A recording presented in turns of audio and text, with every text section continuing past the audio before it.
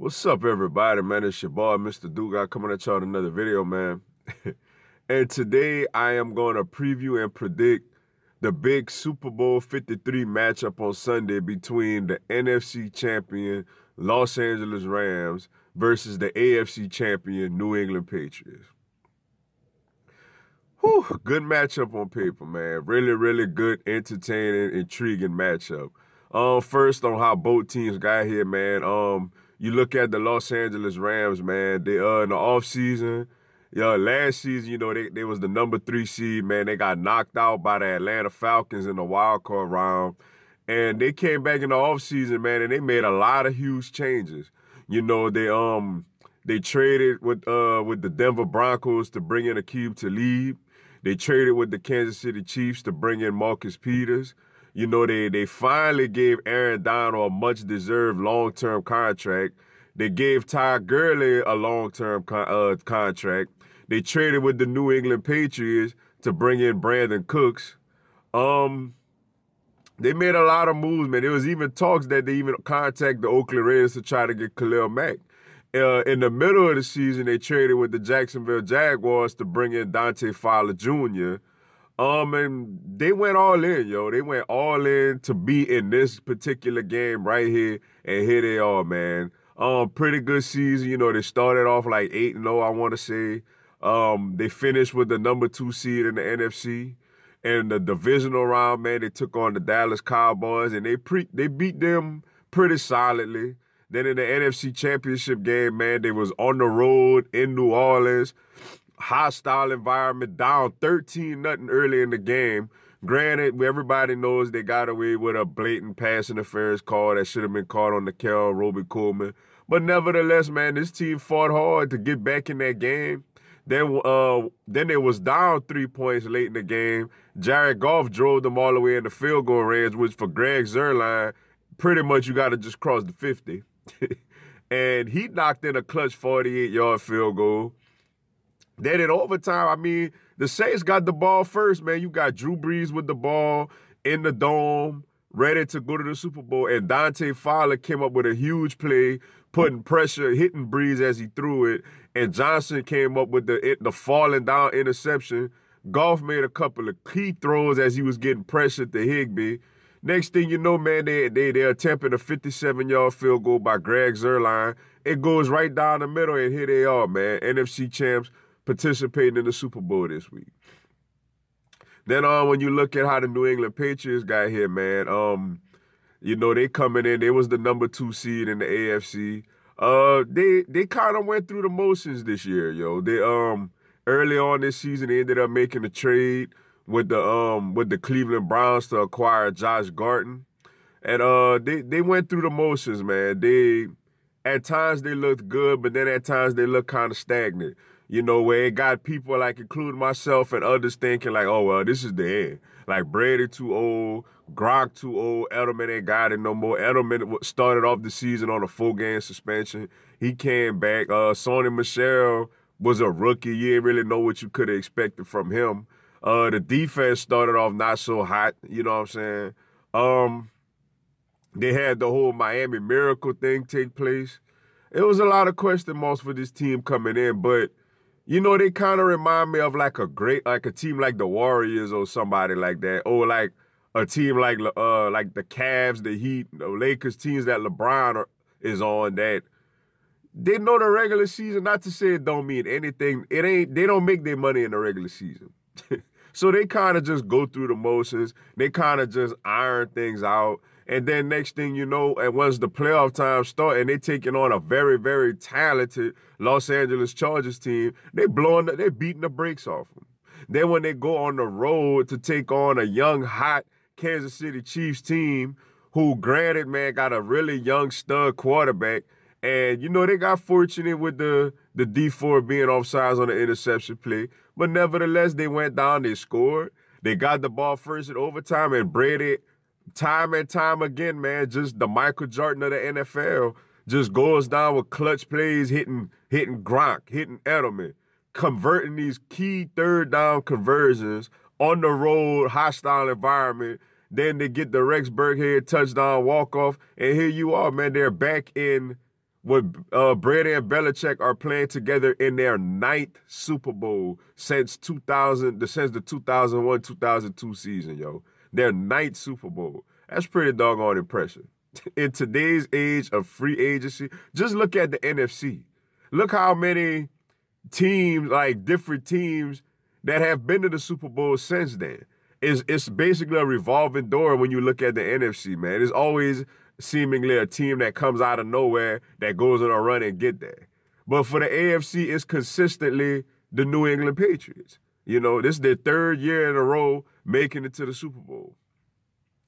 And when you look at the Rams team, man, you know, offensively, man, you know, their offensive line, they led by the old veteran Andrew Whitworth. Quarterback, man, Jared Goff is in his third year. He's been pretty doggone good this year, man. He started off great. He was in the MVP conversation. Then in the middle of the year, he kind of had some rough stretches where he didn't play so well.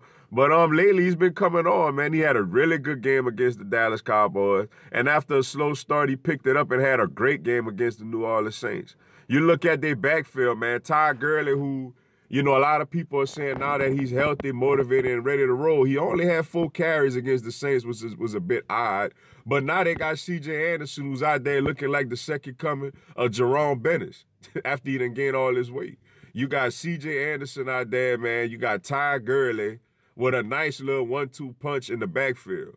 Their receiving core, you got the steady hand of Robert Woods, who he's not a great receiver, but he does everything pretty doggone good. Then you have the speed factor and the deep threat in Brandon Cooks, who could absolutely take the top off the defense. You know, you have, they missing Cooper Kupp, man, who's been a huge loss for them. But Josh Reynolds has took over in that position, and he's done solid. You know, you got the 2 tight ends in Tyler Higbee and Gerald Everett.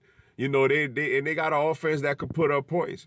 Defensively, man, you got the all-world, all-galaxy, all-universe, all whatever you want to call them. This should be unanimous defensive player of the year this year in Aaron Donald up there. You got Ndamukong Suh, who didn't have a great season, but lately is coming on really strong and looking like the Ndamukong Suh that they hope that they signed in the offseason. They got Dante Fowler coming around the edge, who they picked up in the middle of the season from Jacksonville, who has been big time for them. You got Michael Brockers also on the defensive line, who is pretty stout against the run. Linebackers, you know, they got the linebacker Littleton, who's had a really good season. You know, they also got Mark Barron, who's out there doing his thing. And the secondary, man, they led by the veteran. I call him the old triple OG Aqib Talib back there, still doing his thing. You got the inconsistently but very talented Marcus Peters back there on the other side. You know, you got the very controversial nickel corner in the Cal Roby Coleman. LaMarcus Joyner back there at safety along with Johnson, who got the big interception. And special teams, man, they got arguably the best special teams in all of football, man. You got not only Johnny Hecker is a really good punter. As you can see, he's a threat when it comes to fake punts and stuff like that. And you also got the big leg, humongous leg of Greg Zuerlein, a.k.a. Legatron, who just could kick that thing from here to the moon. So the Rams, and you also got the young head coach, young innovative head coach of Sean McVay, who's out there doing this thing. And you got the old wily veteran, the son of bum, Wade Phillips calling the shots on the defense, man. This is a pretty good, talented, and well-coached team that we have here with the Los Angeles Rams, man. Then when you go on and you look at the New England Patriots, man, you got the GOAT, the greatest, the all-world, the all-galaxy, the all-universe, the all-everything greatest quarterback of all time in Tom Brady, pulling the trigger. 41, 21, 31, it don't matter. This man is the GOAT, and he is spectacular. Ball game on the line, game clutch time. This guy, you know number 12 is going to get it done. You better do like we did and strip sack him. Because if you don't, he going to go down there and make something happen. You know, you got the backfield of, they got a triple-headed threat in the backfield, man. You got the rookie Sony Michel, who's running pretty good in between the tackles. You got Rex Burkhead, who's out there doing his thing. You got James White, who is just an absolute third-down pass-catching machine coming out of the backfield. Wide receiver, you got the old snargly, the old veteran, the old homeboy, Julien Edelman, who just out there gets it done. Oh, by the way, he's second all time in playoff history in catches, only behind Jerry Rice. You know, you got Chris Hogan, who's the lacrosse player, who's a steady, solid player.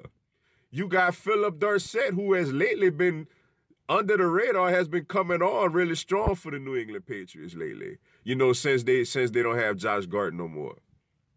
You look at Cordell Patterson, who is like their version of like a Taysom Hill for the Saints, who they line him up in the backfield, they throw him bubble screens, you know, and they give him end arounds, and you know he's dangerous as a return man also. Then you have the big Frankenstein, Lurch. The man's body is breaking down. He too doggone old and banged up. Rob Gronkowski, oh, by the way, also when the money is on the table, you know he's going to do his thing also. Which him also is, by the way, is second all-time in playoff touchdowns, only behind Jerry Rice. You know, and then when you look at the defensive side of the ball, man, you know, they got veterans like Kyle Van Noy over there. They got Malcolm Brown on the D-line. They got Trey Flowers rushing the passer. You know, they got Adrian Claiborne rushing the passer. They got Dante Hightower out there at linebacker. You know, they got the all-pro corner, Mr. 14 million himself, Stephon Gilmore doing this thing. You know, they got the McCarty twins, Jason McCarty and Devin McCarty, who's actually talking about if they win this Super Bowl, there's a chance that he may retire, you know. Special teams-wise, man, you know, they got Steven Gostkowski. He didn't have a great Super Bowl kicking last year, but you know he's pretty doggone good. And then also you got arguably the greatest coach of all time, man, and Mr. Bill Belichick himself calling the shots for the New England Patriots. What a matchup. Offense versus defense. When you look at the Rams offense versus the Patriots defense, man, the key to this for the Rams basically is running the football and not turning the ball over. You got to get Todd Gurley going, yo. You got to not only to eat up some clock, but to just give Goff that safety blanket to whenever he goes out there. Because, I mean, at the end of the day, he is a young quarterback, man. It's a big-time moment for him. You know, you don't want him getting rattled or you don't want him feeling a little nervous, you know, or a little inconsistent, you know what I'm saying? So you need Goff to go out there and do his thing, you know what I'm saying? So, yeah, you got to give him a solid run game with Todd Gurley. And the key to the New England Patriots defensively, man, is stopping the run with Todd Gurley and C.J. Anderson. Once you stop the run and you try to put the ball in Goff hands on 3rd and long, you give Bill Belichick a chance to come up with some exotic, different looks that Goff hasn't really seen too much of to try to confuse him and force turnovers. And when you look at the other side of the ball, man, when the Patriots offense have the ball going up against the Rams defense, for the Patriots, man, it's basically protecting Tom Brady, man. If they could protect Tom Brady, I feel like Tom Brady is going to have his opportunities to really move the ball down the field, man, especially throwing it to James White out the backfield. Because one thing the Rams really did struggle with last week, their last game against the Saints is Alvin Kamara was killing them coming out of the backfield. And James White that's his specialty, catching balls out the backfield. So if they could just give Tom Brady some time, like he has a chance to really surgically move the ball down the field like he's known for doing. And the key for the Rams defensively is Aaron Donald, Ndamukong Suh, Dante Fowler, they got to get after Brady, man. They got to, because I don't know if Talib is pretty solid. Marcus Peters is solid. Coleman, you know, he's okay. But you don't want to give Brady time, man. Like, you don't want to take your chances on just shutting down and covering all their weapons. So you really need Aaron Donald to show why he's the all-world defensive player of the year and Ndamukong Suh for them to really get pressure on Brady, man, to make it very, very difficult for him. You know, maybe force him into making a forced throw here or there, where Marcus Peters could maybe take one and bring it to the house, because, you know, he's known for trying to jump routes. Which leads to my prediction in this Super Bowl. The Rams are clearly the more talented team. You know, when you look at all the pieces that they have, you know, they kind of like the 92 Dream Team over there when you look at just talent-wise. You know, they got the young coach. They got the great defensive players. They got the explosive players on the offensive side of the ball. But you know what? I felt like The Los Angeles Chargers was more talented than the Patriots. The Kansas City Chiefs was more talented than the Patriots. I just can't see, and I know there was a lot of doubt with my Eagles in this game last year going up against Brady. I can't see Brady losing 2 Super Bowls in a row, man. The fact that he threw for 500, like, it took for us to come up with a strip sack at the end to win that game, man. It is extremely hard to beat Tom Brady in a Super Bowl, man. I don't see him losing this game, man. I don't see Brady losing back-to-back Super Bowls, man. But I think this will be a great competitive football game, man. I think the New England Patriots are going to pull this game out 30-27, man. And I think Tom Brady is going to get, and Belichick are going to get their 6th NBA champion, NBA, NFL championship rings. I said NBA because I'm thinking about him trying to get on the same level with Michael Jordan in the NBA with his 6 championship rings. So I think Tom Brady will catch Michael Jordan as far as 6 rings. I know it's a different sport, but, you know, and solidify himself basically, if he hasn't already, as the Michael Jordan of the NFL. I got New England Patriots winning this game 30-27, and they will be your Super Bowl 53 world champions, man. But with that being said, man, that's all I got for y'all today. Appreciate y'all checking out the video. Go and give me a subscribe, man. I'm going to have NFL content, man, throughout the year. Y'all have a blessed one. Fly, Eagles, fly.